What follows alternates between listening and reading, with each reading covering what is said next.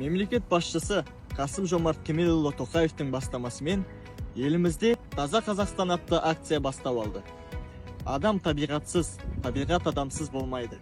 Сондықтан жер анамызды аялау, оған қамқорлық көрсету біздің міндетіміз.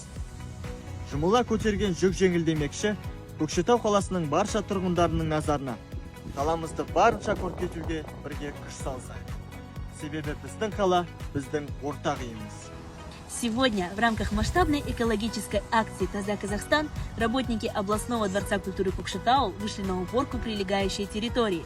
Чистота – залог здоровья, поэтому содержать порядок и благоустраивать наш город – обязанность каждого гражданина. Принимайте активное участие в акциях и субботниках.